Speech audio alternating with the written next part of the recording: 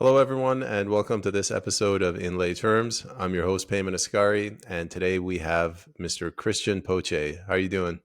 Good. How are you, Payman? I'm doing pretty good. I'm a little bit tired, but that comes with age. Um, you wouldn't know anything about that, but being with the NewGen PPC. But thank you very much for coming on. Christian, why don't we start with for the audience? Tell them a little about yourself. Sure. Yeah, my name is Christian Poce. I'm president of New Generation PPC. That's the youth wing of the People's Party of Canada. I'm 20 years old. I am a poli-sci student at Wilfrid Laurier out in good old Kitchener-Waterloo area. And yeah, that's pretty much who I am. But I guess you could say I'm a very politically motivated young man. And I like the PPC. I got involved many years ago, and it's cultivated to this point. So that's who I am. That's what I do, and that's pretty much the general gist of who I am as a human being.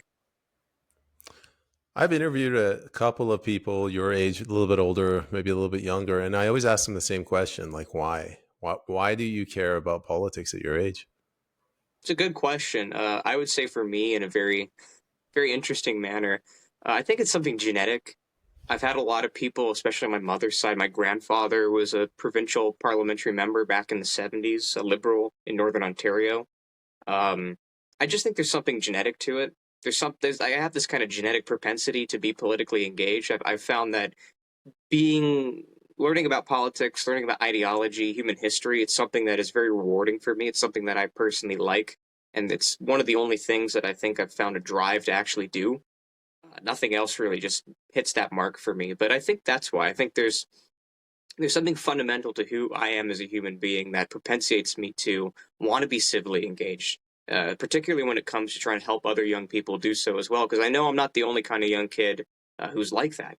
There's a lot of other young men and women out there who are politically motivated and they want to get civically engaged, but there's an entry to barrier in the modern age, and I want to kind of rip that barrier away and take it down. But that's honestly the biggest reason I believe I'm involved with politics. Is I have this, like I said, just this genetic drive to do so. So that barrier, I agree with you. It's there. I've talked to some other people. Again, some are actually even older than you, and they said there's a barrier for young adults. Can you give us like an example, just like a practical, everyday example of what a barrier would be off the top of your Well, head? here's probably the most practical one, especially for young conservatives out there. The Conservative Party, for example, let's say you are a Conservative Party supporter, you want to get involved with them. Well, guess what? They've never had a youth wing before. They don't have one. That's a perfect example right there. There's tons of young men and women out there who would love to take that extra step of initiative right there to try and get involved with their local Conservative Party, with their local electoral district association, whatever. They can't do it. Why? Very simple. Because former and prior party insiders, I've had this told by people who work there currently and people who used to be there, that they view young people as a liability and as a nuisance. They don't see any sort of utility or see the value in having young people, young faces be involved in party politics. So I think that's one of the big examples. I think another one too, obviously, is just you know you need to have money to be involved in politics. Unfortunately, there is kind of a financial barrier. I don't think a lot of young people really have the time or the energy, trying to get civically engaged, but also have to balance a job and have to balance their personal lives as well. It can be a lot of stuff to kind of put on one person's plate. So I think those are the two biggest things. I think a lot of people in the contemporary day and age, they don't have the time or the money to be civically engaged. And also, there's just not a really big appetite anymore within political parties, obviously excluding the PPC, but there's not really a big appetite within the Conservatives, the Liberals, the NDP, and the Greens to actually create like special areas for young people to just go off and do their own thing and be an asset to those institutions, help them grow, help them expand amongst younger demographics. The older folks that control these parties really don't care. They have a very old-minded, excuse me, they have a very dated, old mindset when it comes to young people being politically engaged. So I hear that what you're saying that you want to you're basically a youth wing and you want to help the youth get involved in politics. But what is your sort of mission statement or your mandate? Is it to to groom young adults towards the path of entering into politics and running for office, or is it something else? Well, if young people would like to do that, then obviously we're going to try to help them impart those skills onto them, right? Help them kind of develop and professionalize as young people and grow in that regard. But ultimately, at the end of the day, we're a very business casual institution, as I like to put it, and many others in NewGen like to put it. When we need to be serious, we can be serious, but we also like to have a little bit of fun and goof off once in a while. But ultimately, I think the main mandate of this institution is try to unite as many young Canadians as possible under the banner of the PPC. That's the main thing. Obviously, there's a lot of stuff that you have to do in order to do that, but that's the main goal. That's the main mission right now. It's to get as many 14 to 25-year-olds within party rank, with, just under the banner of the PPC, supporting us, mobilizing for us, and voting for us. Here's a tough question. I promised you at the beginning of this episode before we started that I wouldn't ask you tough questions. Here's one. What is conservatism to you? Oh, wow. That's a great question. Well, personally, I don't really think I would. Conservatism to me, very interesting. Well, first off, I don't think I would necessarily identify even as a conservative in the first place. I think, unfortunately, contemporary conservatism is kind of just like this weird flavor of neoliberalism. It's, there's kind of that adage of conservatism is liberalism going, the speed limit, essentially. At the end of the day, they're both, I believe, kind of arriving at the same endpoint of this very open, progressive society that I have a lot of contention with. Really, with me, I have a particular set of policies, and they just so happen to align with the PPC when it comes to individual matters, whether it be economic or social issues or geopolitics. But I think, to me, if I had to give a blanket definition of conservatism, it would be a political movement, an ideological movement, and also a philosophy that aims to basically preserve the cultural identity and historical status quo of society. That's what I would identify and describe conservatism as. And that's, I think, the role that it should play in society. Conservatism should be a political movement, a philosophy that says, hold on, wait a minute, guys. Maybe we're going a little bit too far right now. Maybe this whole thing with, redefining the normative understanding of the sex binary, or maybe, advancing some kind of really progressive economic policy. Maybe we need to sit back and reflect on that. Maybe actually the olden way, as it was back in the 70s and the 80s, maybe those people actually got it right. And that's what we should continue to keep doing. That, to me, is what conservatism should be. That's how I would define it. And I think that's the role that it should play in 2024. Well, that was an excellent answer. You did better than I ever could. I want to dig a little bit deeper. So I'm going to ask you a specific question, and all of these fall under the umbrella of conservatism. But you tell me, whether you agree with it or not, and then kind of run with it and tell me what your thoughts are on it. By the end, you'll see where I'm going with this. So, limited government. Like, what are your views on that? I think that's compatible with conservatism. Absolutely. I mean, I think especially in Canada, we have a lot of red tape. We have a lot of bureaucracy.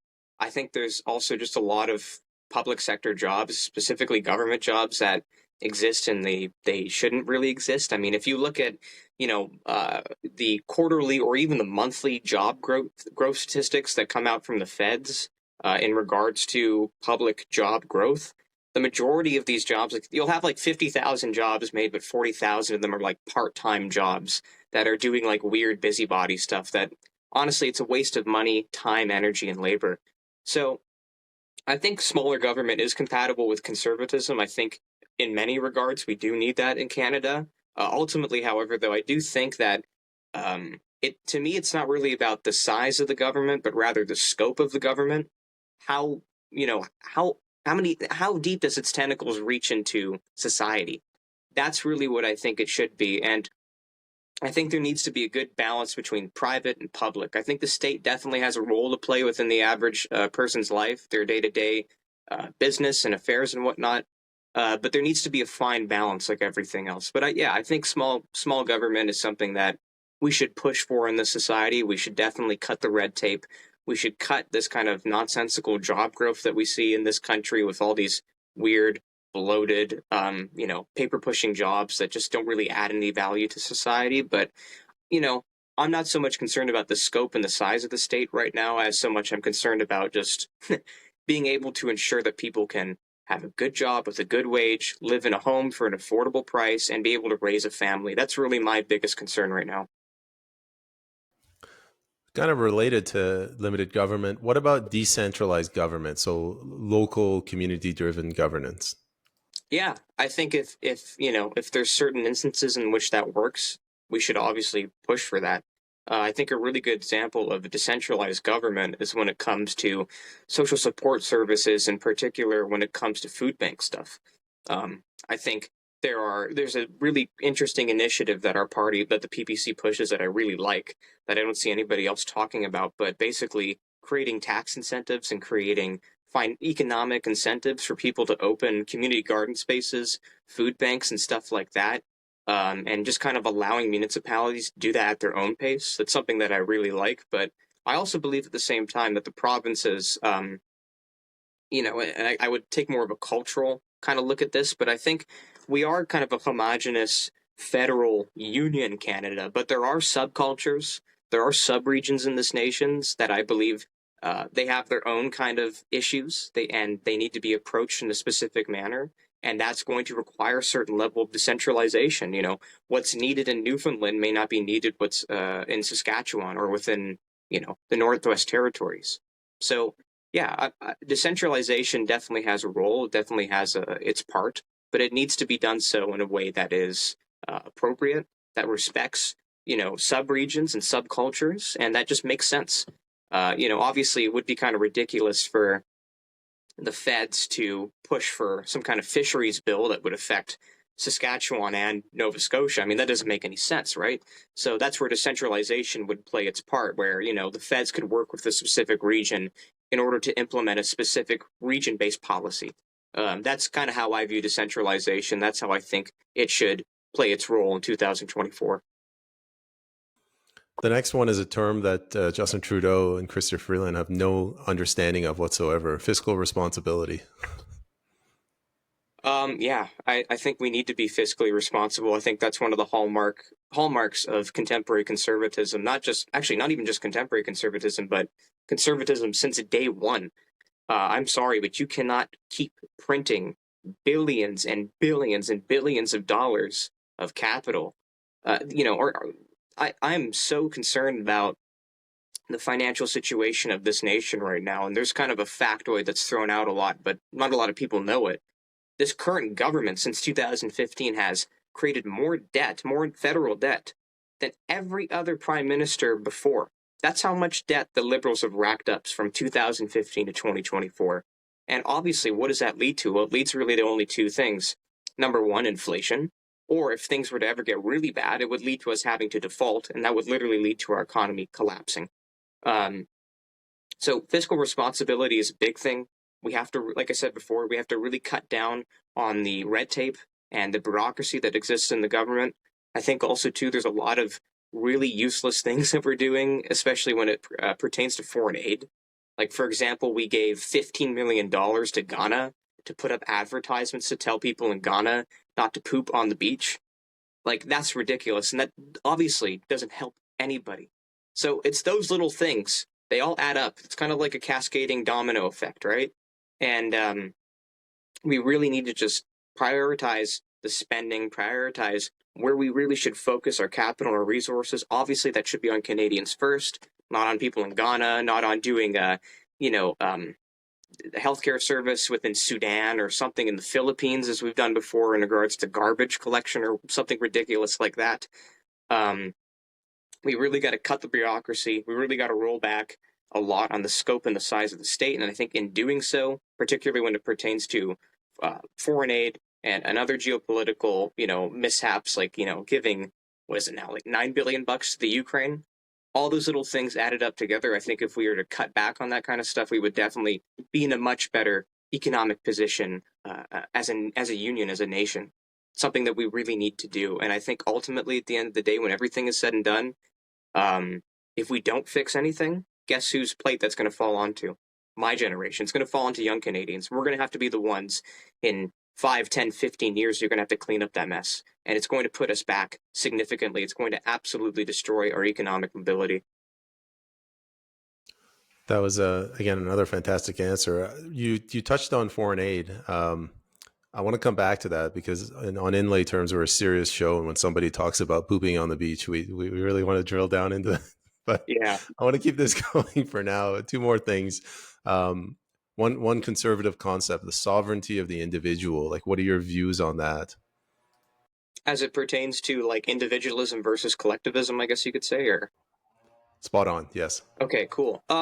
Again, like I said before, when it comes to the scope and size of the state, or when it comes to Unitarianism versus decentralization, there needs to be a really good balance.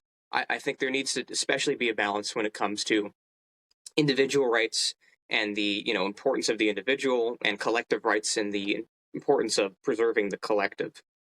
Because I fundamentally believe one of the biggest issues in this society is that we've become way too individualistic. And I think that very, very much so expresses itself within, our state-mandated cultural mosaic multiculturalism model. Um, that to me, I don't think is healthy at all, and I think it creates a lot of discohesion within society. You see places like Surrey and Brampton. I don't think that's healthy at all. To have kind of these like parallel societies exist within Canada, where people don't really, socialize and kind of homogenize and assimilate into the common culture, common identity. Uh, that's another thing too. I think that's being lost fundamentally speaking. So certain things like that, I think it's really important that we have to unite as a united people. So we have to, sit down, have an adult conversation about what are our ethics, what are our morals, what do we believe within as Canadians, and in turn, I think discussions like that and doing things like that will really help to improve the collective condition within society. It will help to improve social cohesion.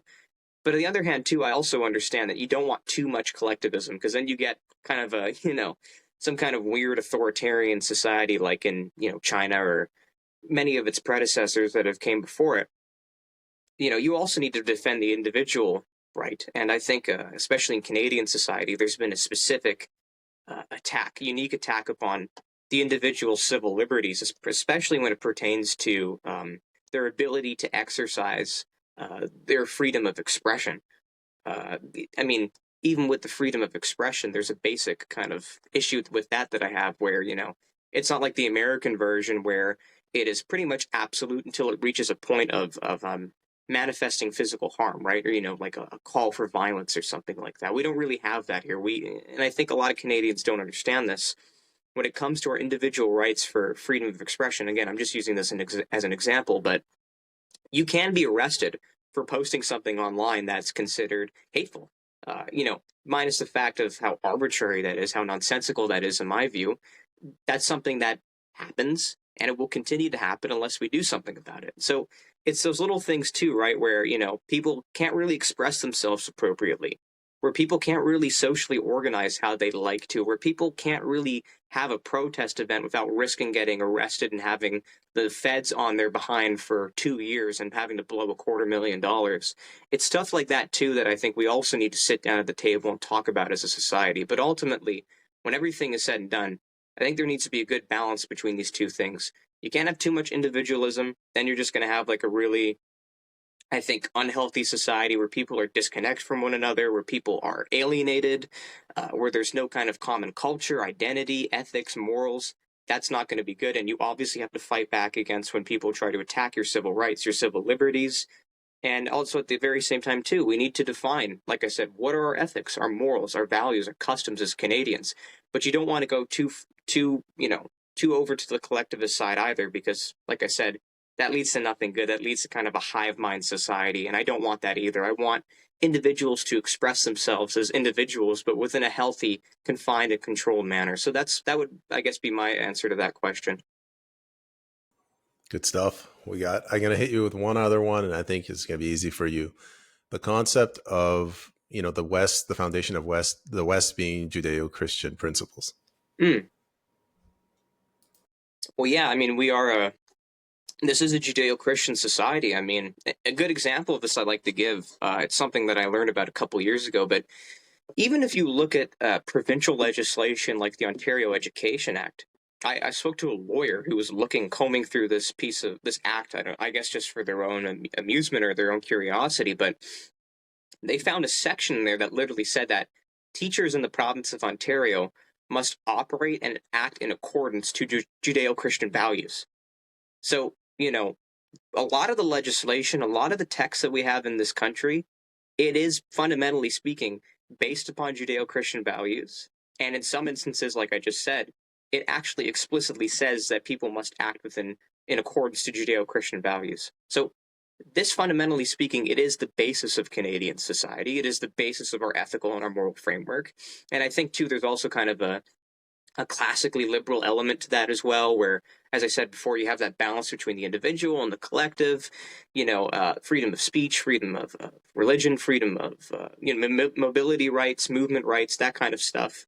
But no, ultimately, when everything is said and done, this is a Judeo-Christian society. It explicitly says that within our charter. I mean, speak to Brian Peckford, who's a proud and open PPC supporter. He's the last living signature of our charter. If you were to ask him that question, he would say yes. It's defined within other pieces of provincial and federal legislation. And if you just apply a basic anthropological analysis upon Canadian culture, our history, our past, it perfectly falls in a line in accordance with Christian values and also, I would say, classically liberal values. But yes, we are a Judeo-Christian society, and I think that's an important thing to remind people of and to preserve. On the issue of Brian Peckford, he always points out how in the preamble to the charter, the word, the supremacy of God is in there, but it's been eroded. And sometimes he's direct about this, but usually he beats around the bush. Why do you think that, when did it start getting eroded, and why do you think that happened? That's a really good question. I don't think I could give you a specific time as to when that happened. Maybe around I don't know, maybe around when Pierre Trudeau became leader, maybe around like the 80s then or the 70s, sometime then. Not really sure, but I don't really have a ton to add on that point. But I think I have one thing that's interesting, and I think it's this. I think Peckford is absolutely right when he says it's being eroded. And I think you see that in the sense that as our society secularizes, as we become more independent, as I said before, or individualistic, we become more alienated. And I think that's a really dangerous thing because as a society as the people within it become more alienated from one another, and as they especially kind of lose that religious binding, one of the main moral things that kind of held people together, you don't just create a society in which communities are discohesive and in which people are, I guess you could say, kind of spiritually broken, but they also lose that kind of moral framework, that point of reference, a point of guidance in their lives. And that can lead to people doing a lot of really dangerous things. And I think that can also lead to the collective society adopting a lot of things that are illogical and nonsensical. So that's really what I think the biggest issue is here. I would absolutely concur and agree with Peckford that there is a loss of God in this society. There is a loss of those values and of those morals. But the point that I would like to make is that in doing so, with this loss occurring, you're going to see a lot of hurt and a lot of harm happen in society. And I think that's what we're seeing right now. Particularly amongst young Canadians, a lot of them they feel demoralized, they feel hopeless, and they feel alienated.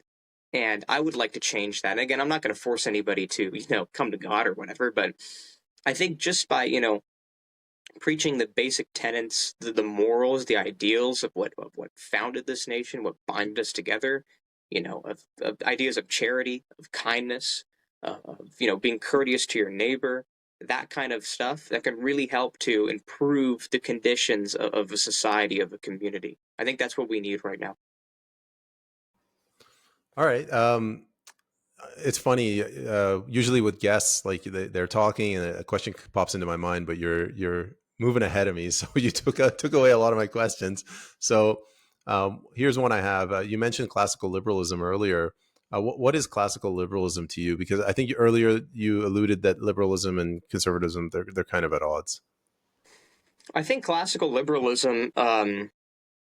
Well, yeah, there is definitely a distinction to be had there. I mean, and just to put it very briefly, like contemporary liberalism is more neoliberal, and I would say that in the sense that it is kind of corporatist, and it also is very socially progressive. So, and that's really one of the two key defining elements of neoliberalism and classical liberalism.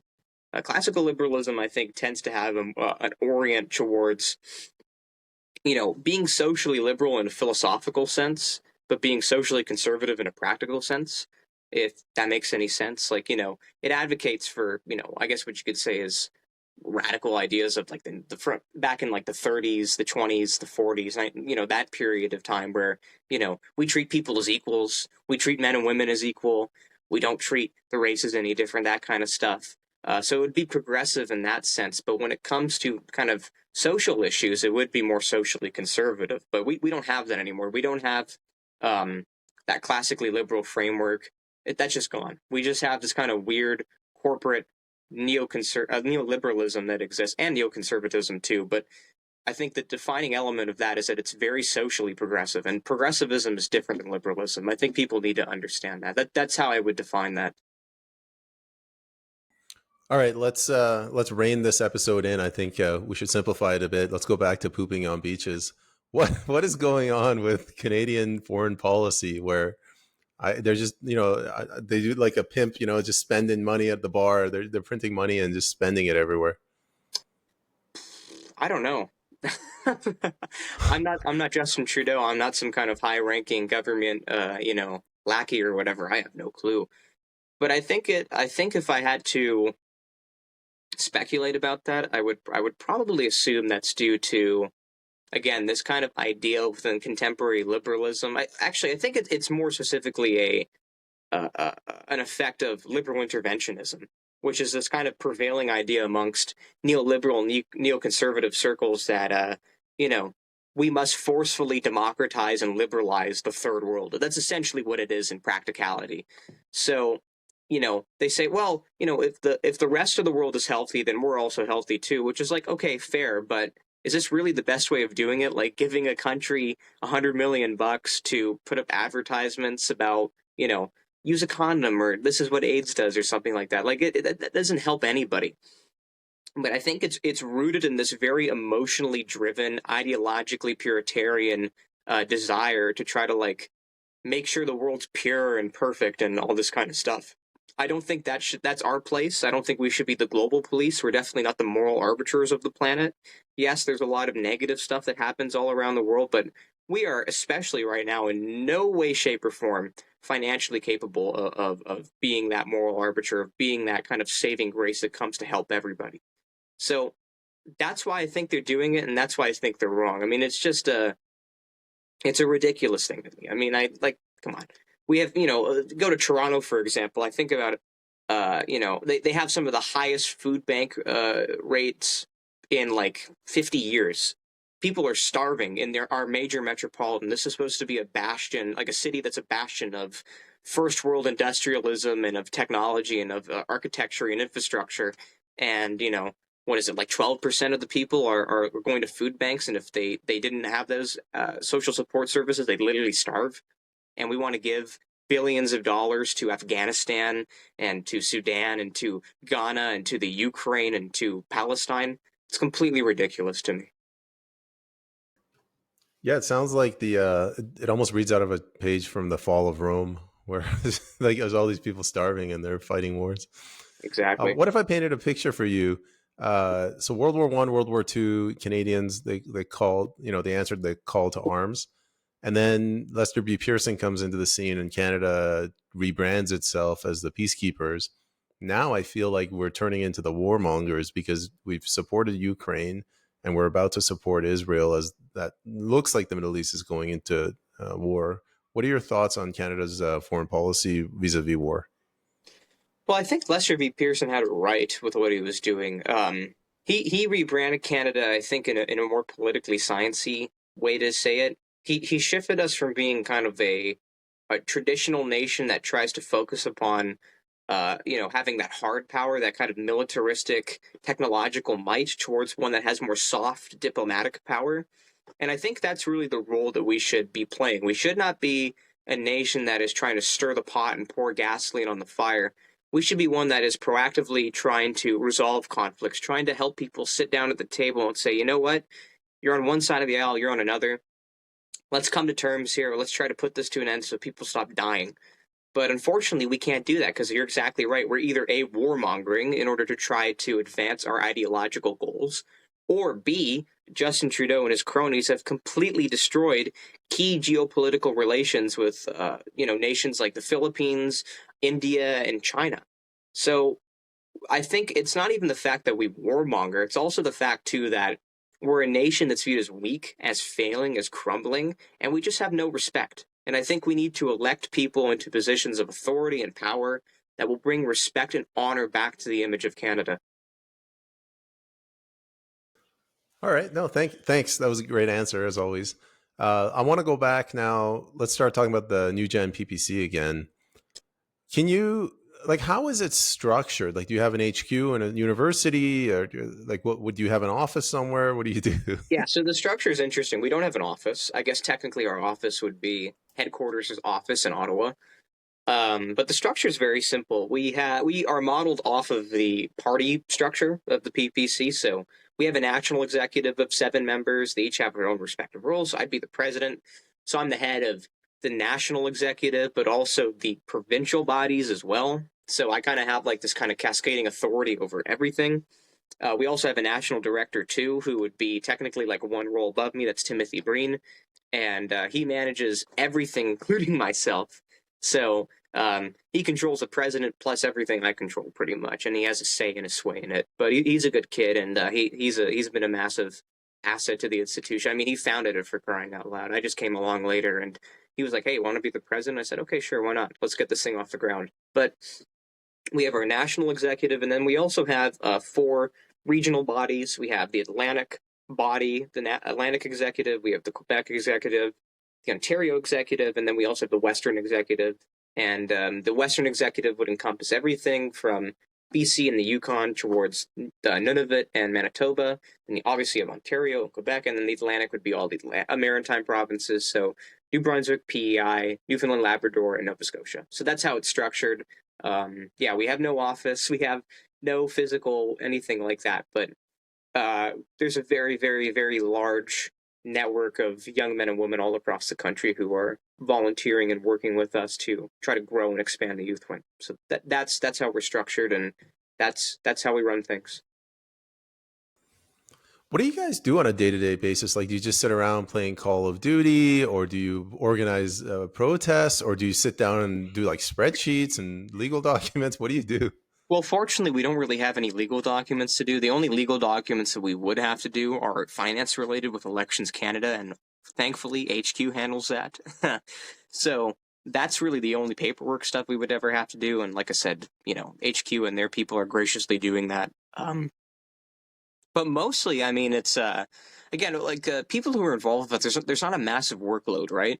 But I think mostly what we're doing right now is we're developing, for example, like we're doing graphic work right now. We're developing like new graphics because the party is incorporating this kind of green accent into things. So we're kind of doing that. We're rebranding things. We recently put up a website 3 weeks ago. So we had a group of kids building the website, developing that, making sure everything was good to go, getting the domain and everything in order and ready.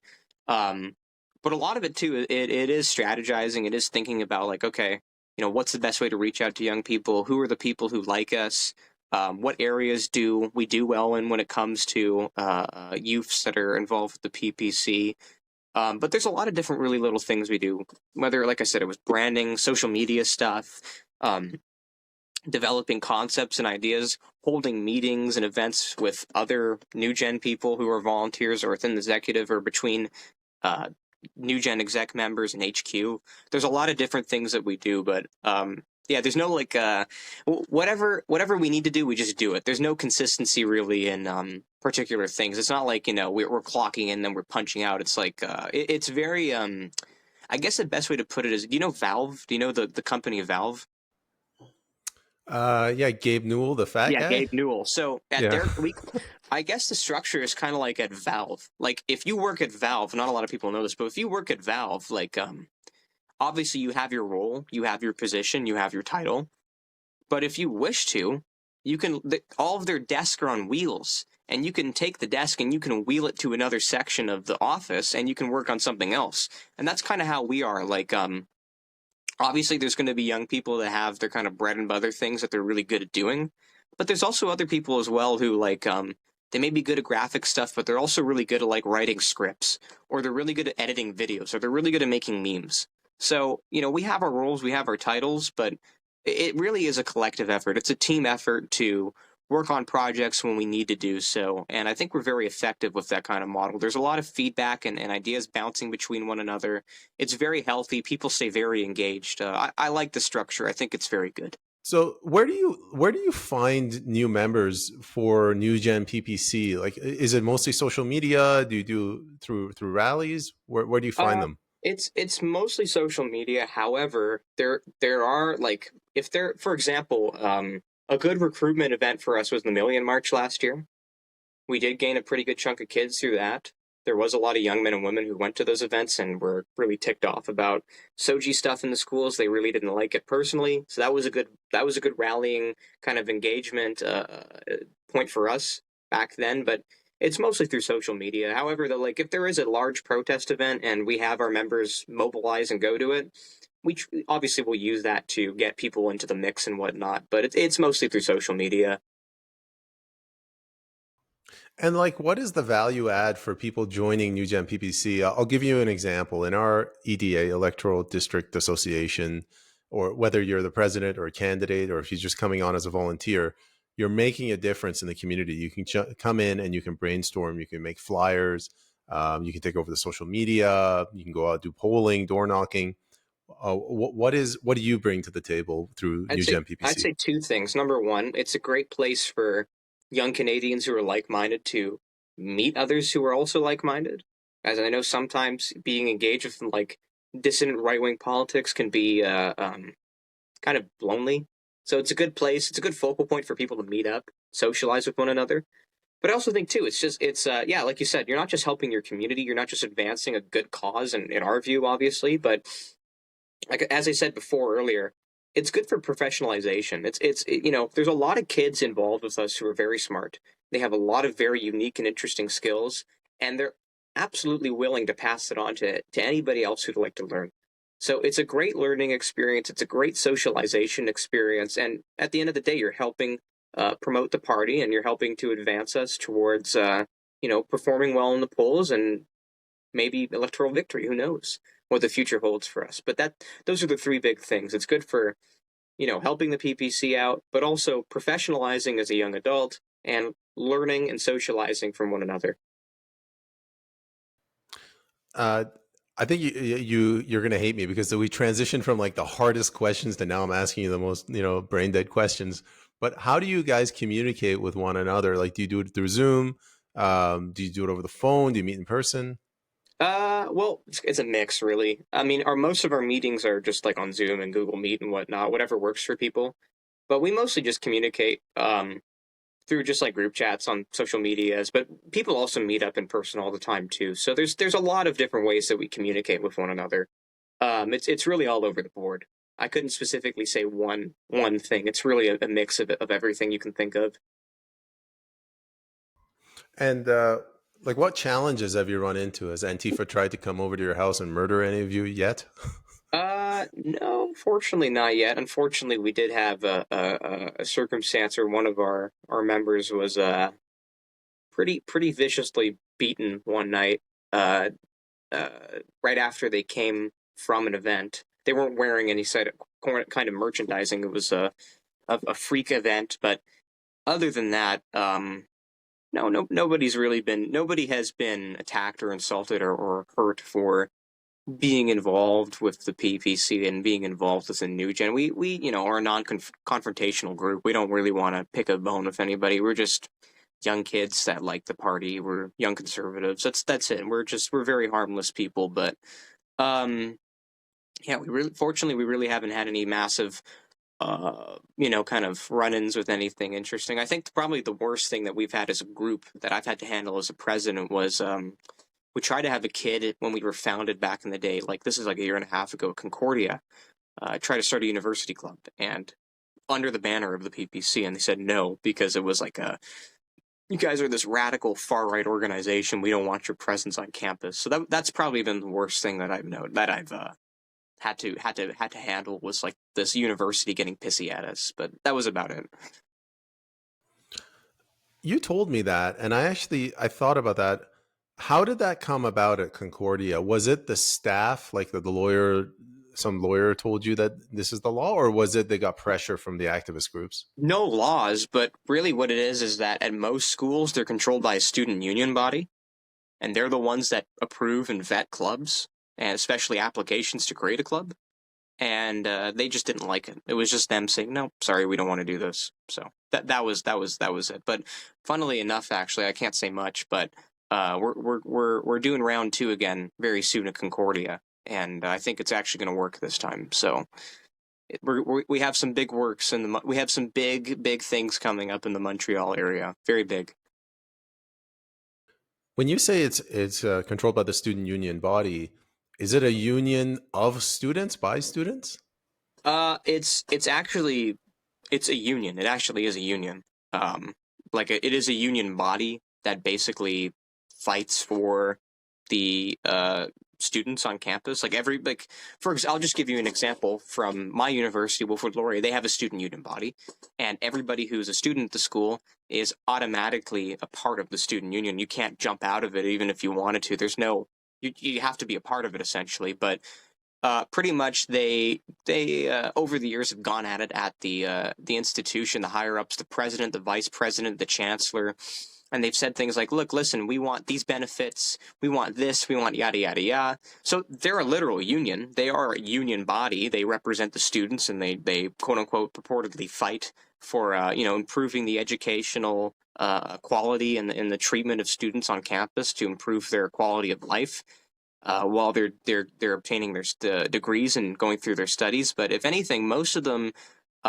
in the contemporary age, they just act as these activist bodies. They act as these weird left wing groups that try to force the university to do DEI stuff and all these weird events. So they're not really fighting for the students anymore. If anything, they're fighting for themselves and their own ideological beliefs. I don't understand. So you have a university that owns the property, and then you have a union that has nothing to do with the university, but they still have to approve you to run as an organization? Yeah, pretty much. I see it's as messed up as unions everywhere else. Pretty much. I mean, it's yeah, like the student union model is directly copied from your basic generic workers union like CUPE or whatever, except it just happens to apply not with laborers in a steel manufacturing industry or some kind of aluminum plant. It happens just to pertain to students and their quality of education and the benefits that they receive from the university. That's all it is, and it also happens to pertain with clubs, and if you want to have a university presence, and obviously you can always just make a club up and not have it be a part of the university. But the big issue with that is that if you don't actually go through the university, there's a lot of cost. There's a lot of things that you have to eat out of your own pocket. For example, like if you had a club and you didn't go through the student union body, well, guess what?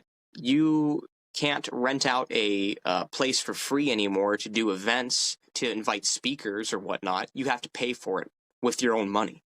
So that's the big advantage of going through the student union and formally declaring your club and having it incorporated into the university. You get to save a lot of money and you get to save a lot of time.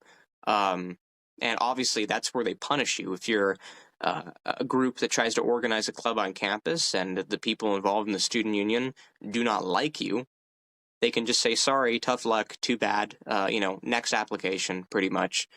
So there's obviously ways to work around that. I'm not going to publicly state what they are, but we've come across ways to work around that, and in the next little while we're going to implement those ways of doing so, and I think things will be good.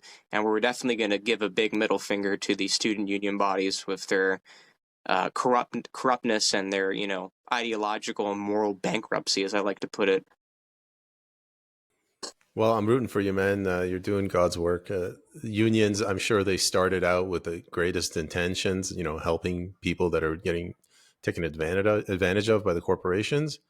But now they just turned into the very people they were fighting against. Like, look what Exactly, happened with the exactly, nurses. and even people on the left say this. It's like we're not really fighting for the working class anymore. Like these bodies have just become these weird activist groups that siphon a lot of money off of their members and happen to give really cushy, really good wages, annual wages to the rank and file in them.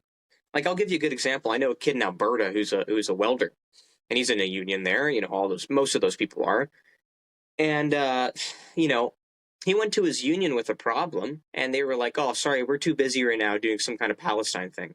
And it's like, whatever your perspective is on Palestine, it's like, what the hell does it have to do with fighting for improving the conditions of working class people in Canada? Has absolutely nothing to do with that. It's completely ridiculous. This kid's paying, hundreds of bucks a year to, have some busybody group at his union do this like pro-Palestine event. It's completely ridiculous. Your member fees at work, yeah. It's um, ridiculous. yeah. Anyway, let's end it there.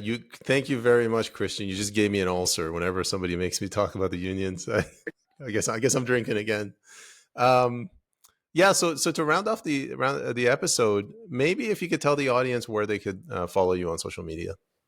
Yeah, well, if you want to kind of reach out to us, if you want to get involved, or you just want to learn more about us, the best place to go would be our new website.